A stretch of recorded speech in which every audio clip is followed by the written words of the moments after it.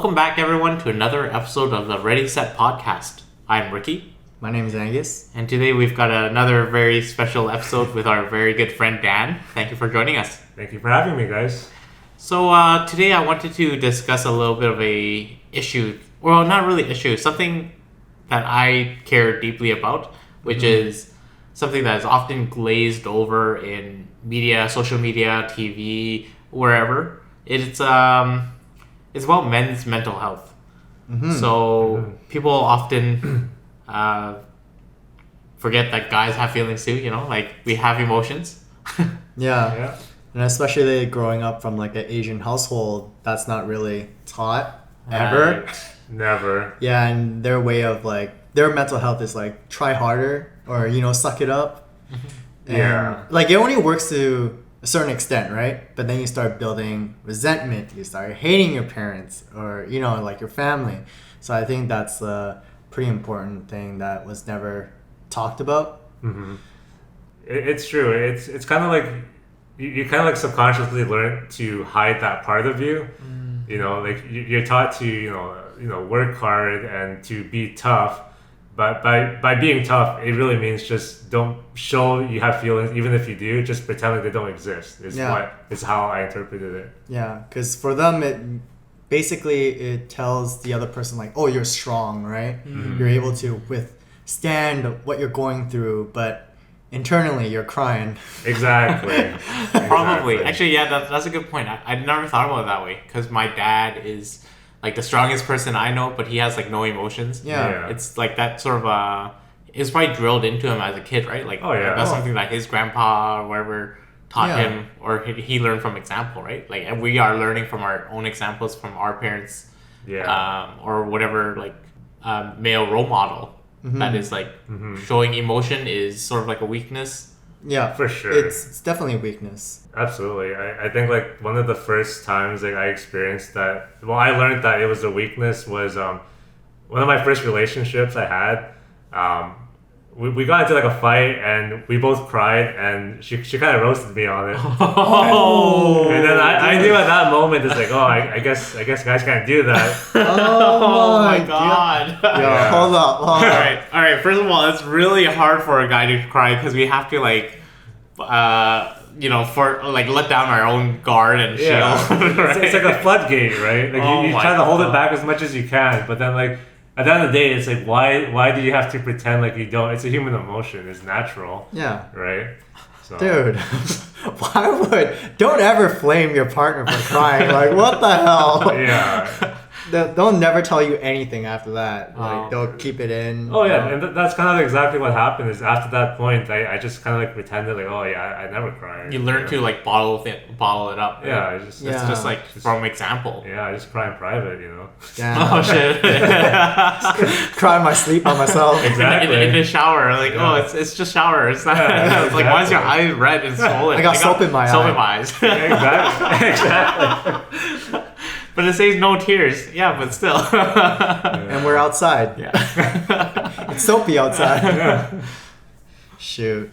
Yeah, I think that's probably the one of the biggest things is mental health, and especially you won't know until, let's say, you step out of the situation or when you have time to yourself. I know some people, like for me, I self-reflect a lot, but I wasn't able to do that as much when I was living with my parents. Same. Yeah, it's like until I've changed so much once I moved out. Same, It's the environment. Yeah. Like It is, yeah. I was very like I had suicidal thoughts. Like I didn't like living on my parents. I was depressed. Oh, yeah. Like I was, and then back then I'm like, I'm just sad all the time. Like.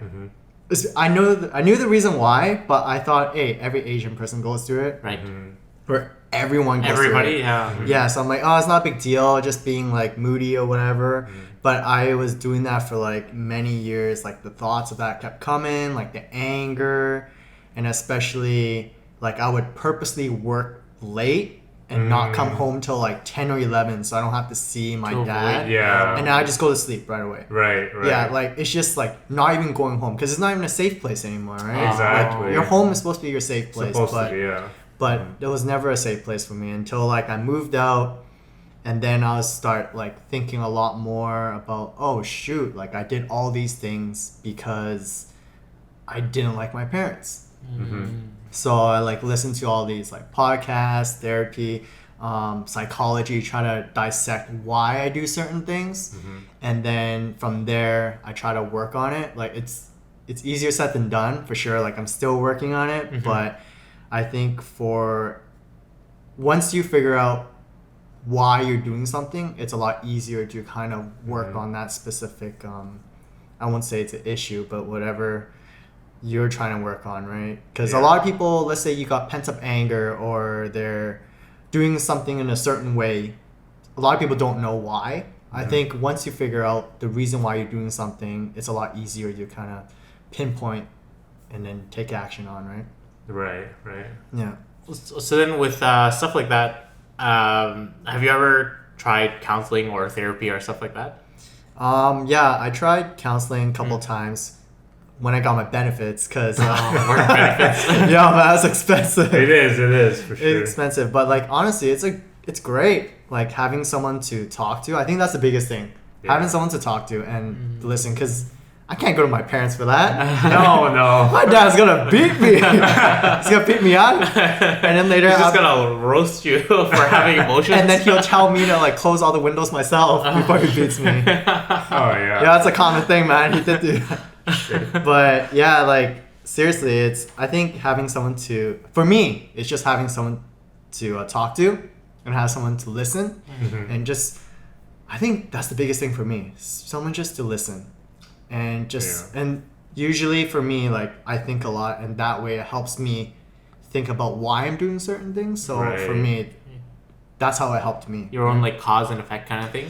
Yeah, and then just kind of giving me that safe place. Yes. Is the biggest thing for me. So I don't do that often, but like since I don't live with my parents, I am able to really self-reflect a lot more often because I do feel safe at my own place. Like now I'm starting to see my parents a lot more. There's a lot more empathy towards them. Like I'm starting to miss them more. Oh, so shit.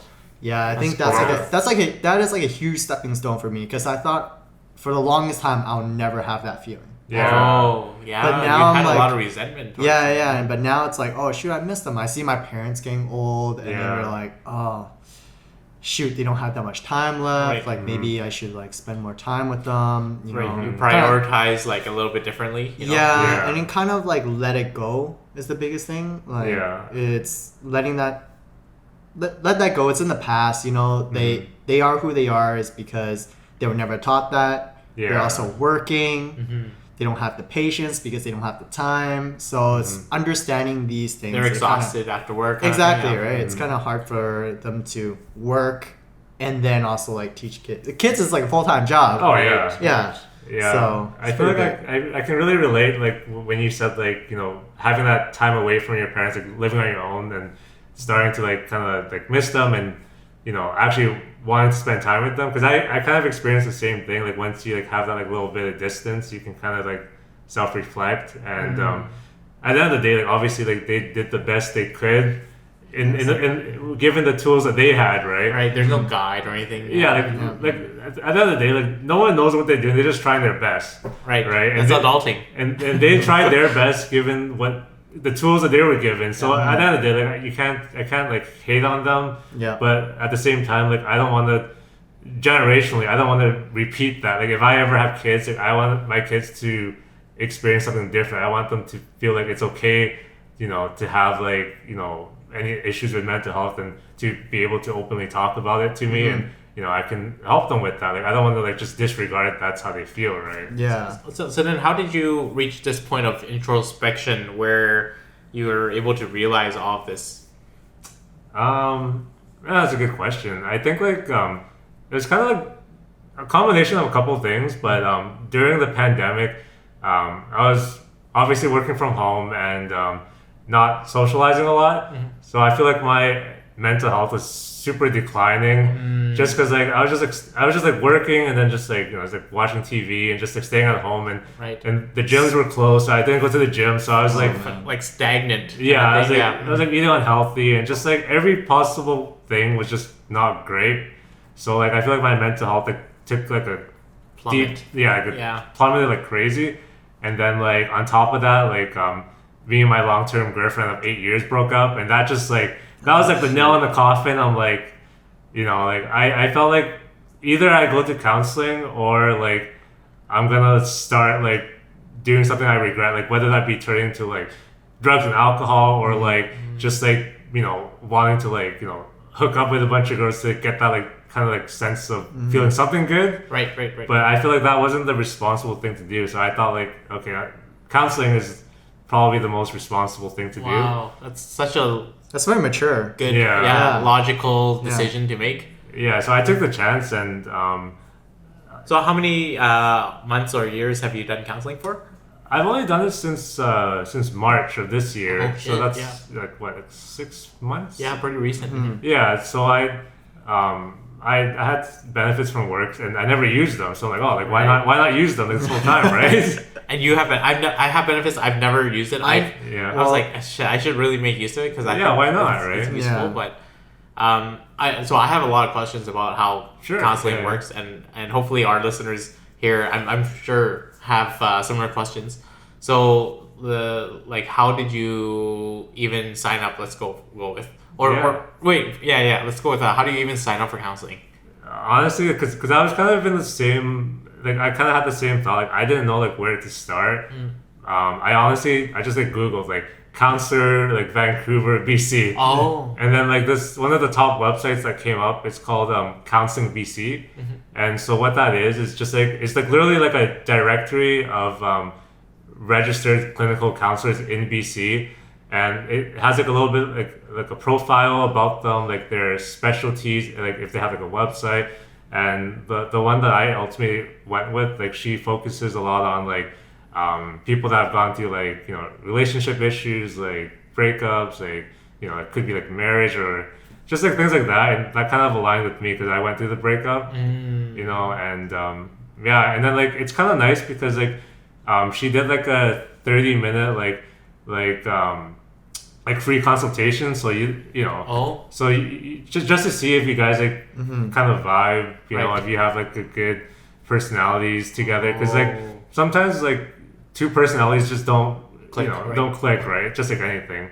So it's kind of nice, and then you kind of just like tell them like what's your objective, like what do you want to get out of counseling, and like I kind of said like I want to like analyze like the relationship I was in, like what I could have done better, like to improve for the next one, and beyond that, like take a deeper dive, like analyze like why I was that way in that relationship, and that kind of goes back to like my upbringing, like how I was raised, right? Because that like how you're raised like ultimately determines how you are as an adult, right? Right. So it's like your own deep dive on yourself, kind of. Oh yeah. So then that 30-minute free consultation that you have access to, how similar is it to your actual counseling sessions?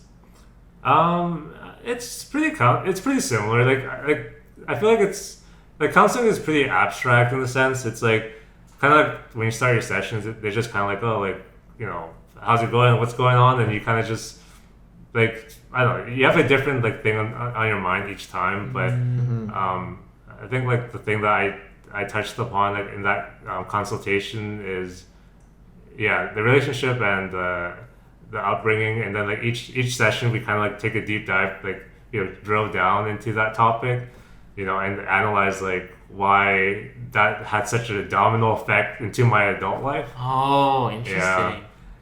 So then your counseling sessions, are they over the phone or Zoom, or is it in person? I do it over Zoom. Over Zoom? Oh, yeah, it's like an hour session. I only do it like once a month. I used to do it like every bi-weekly, but I feel like I'm at a point where monthly is enough for me. Nice. But your benefits covered all of that, or like 80%? Okay. Yeah, so a good chunk of it. So then even at 80% that your work pays for, like how much do you pay out of pocket? Oh, it's only like $30. Like it's pretty. That's really affordable. That's really yeah, it is. And another thing about like affordability that I didn't know is one of my friends is actually a counselor, and there's actually a lot of counselors have like a sliding scale. So like if you tell them like, oh, like I'm like low income, like they'll most likely like reduce the fees, because like not all counselors, but a lot of counselors, like their ultimate objective is to help people, right? So like they're willing to do it for a lower price if you're in a lower income bracket, whatever, right? So I think it's more accessible than people think it is. Wow. Yeah. And so men's mental health is something that I've always kind of cared about. Like, it doesn't always have to be to a point where you're suicidal or whatever to start trying counseling, right? Well, anyone can go, right? Right. Like, I think that's the biggest thing. And for people like who, back then when I didn't have benefits, I'll be honest, I didn't go until I had benefits. But I feel like even if you kind of, like what you said, the scale, you know, it is cheaper than what people think it is. And, you know, even friends could be a great way to, you know, talk to, have therapy. Like, it's just have someone to listen to. Talk to, and I think that's a really, really big thing. I know a lot of people don't want to tell their friends about it, right? Because they feel ashamed or they feel judged. I think as long as these friends give you that safe place, you feel safe with them, and you don't feel like they're gonna do something with it, I think it's okay to talk, and they're not gonna judge you if they're your friends. They shouldn't be judging you. They shouldn't be chirping you or roasting you. And if you cry, they better not roast you. Oh yeah, exactly. No, that's a good point. Like, if you have like, you know, friends that you can be vulnerable with, I think that's a great thing, right? Yeah. You know, because I think, like you said, like a lot of people like try to pretend like everything's okay, like on the like very surface level, right? Yeah. Like people, especially men, like we hardly ever talk about like how are you actually doing, like it's okay if you're not doing well, but I just generally want to know, right? You know, that's at the end of the day, that's it, right? It's not like I'm here to judge you. It's just like, if you're not doing well, like, you know, I'm happy to talk about it, listen to it, you know, right? That's true. Yeah, I think I'm very fortunate. I have a couple of friends that act as my counselors. Like, they're just good friends, but like I tell them anytime I'm spiraling or like thinking bad thoughts, like not like suicidal, but like, you know, just like feeling really in the shit, you know, and down in the pits, like I could talk to them. So I think that's really important, is to have a couple of friends that are like there for you. So then, with counseling, do you ever think the end goal is to stop seeing the counselor eventually, kind of thing, or is it like kind of keep going even if you feel like you're not feeling awful? That's a good question. I actually thought about that the other day, because like I feel like my progress since I started till now has been like astronomical. Like, it's kind of like touched upon like so many areas of my life, like whether that be like relationship with myself, like with my parents, like with my new girlfriend, like even like things like with like self-confidence and stuff like that. Like, it touches on so many things that I didn't even realize it would impact. But in terms of how long I'm going to continue it, I think it's like, I don't know if there's a right answer, but like right now, like I feel like once a month is kind of a good interval.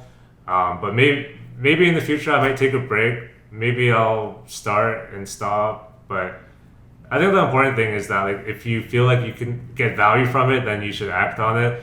You know, but there's nothing wrong with like obviously taking the break from it. If you feel like you know you're good for a little bit, you know, that's fine. But you know, I guess like life's unpredictable. You might have like a certain event that triggers you feeling like you need it more. So here's like a really personal question.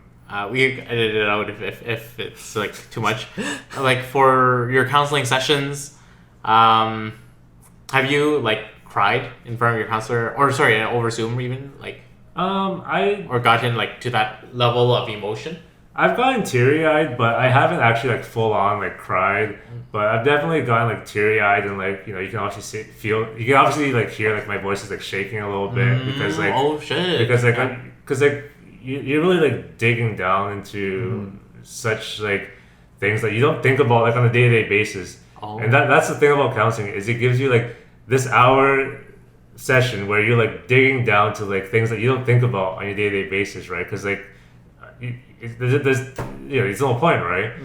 But yeah, like in that hour session, like you could be digging stuff up from your childhood and it starts like triggering you and Oh. Stuff that you can never even like remember. yeah, Once you interesting. think back, like, Exactly. oh wow, I did this. exactly. And all the memories start coming back, and you're like, oh shoot, the feels, Exactly. yeah. Yeah, I was gonna say like one of the first things my counselor told me is that you have to be prepared that counseling has a lot of benefits, but it could also bring up a lot of negativity because you're like digging up like skeletons in the closet basically. Oh. So it could be like really hard that way, but you have to be willing to accept that that's how you grow as a person. Is not just like shoving it away and not thinking about Sweeping it. things under the rug. Kind Exactly. Of thing. Oh, interesting. So you're digging up all these things, and it could make you like it kind of like reignite like that feeling of like whatever like sadness or anger, whatever.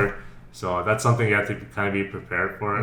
But ultimately, it's it's worth your like personal self growth, obviously. So it sounds like with all the digging and prodding. Well, it's like it has to get worse before it gets better, kind of thing. Yeah. Damn, that's deep.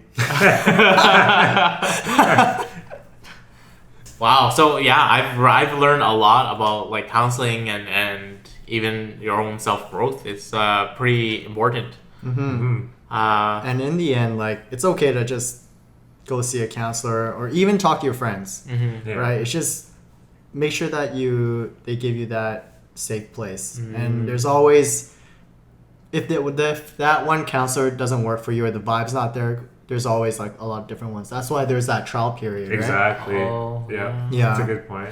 Yeah. So especially like most workplaces will cover that, but even then, I'm pretty sure with our own like basic medical or whatnot, it would cover a portion probably. I'm not sure about that part. I don't know. I'm sure there's like Yeah. free assistance programs. There probably is, yeah. So For you sure. just gotta look for them. Yeah, it's just taking that first step of like looking into it, like how do I get the help that I need? I think that's the thing, because if you look for it, you'll find what you need. Right? Yeah. Yeah. And anyone can. And seriously, anyone- like, any- anyone can go counsel. At any degree, not even like at suicidal levels. No, just Oh, yeah. even if you're unhappy, it's a great way to kind of dissect and understand why are you unhappy, right? It's true. It's just a way of, for me, it's a way of growth. It's like trying to figure out who I am, why I do a certain thing, why I am who I am. I think that's the biggest thing. It's understanding yourself. Nice. And then I think that's a great way to kind of grow and then be able to kind of give back to other people in a better way, right? Like Yeah. what you want to do is give the better version of yourself. Right. Exactly. And uplift those around you. Yes, Right? and then 100%, therapy yeah. will like definitely help you understand yourself more so you can give back in a Nice. better way. Yeah. So Nice. I Well definitely said. learned a lot from this conversation. Thank you guys very much. Thank you. no, thank you. All right, and for our listeners out there, I as our friends Angus and Dan has mentioned, they highly recommend counseling. Yeah. 100%. So Yeah. yeah, definitely check it out. Men's mental health is no joke, despite what we've joked around with Yeah. today.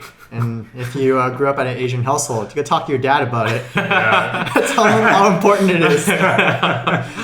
And with that, thank you very much for listening. Be sure to hit like, subscribe to us on YouTube, Instagram, follow us, and check out our previous episodes on our link tree. It's in our description and on our Instagram. Perfect. And we'll see everyone on the next one. All right, thank you. All right, bye. Bye.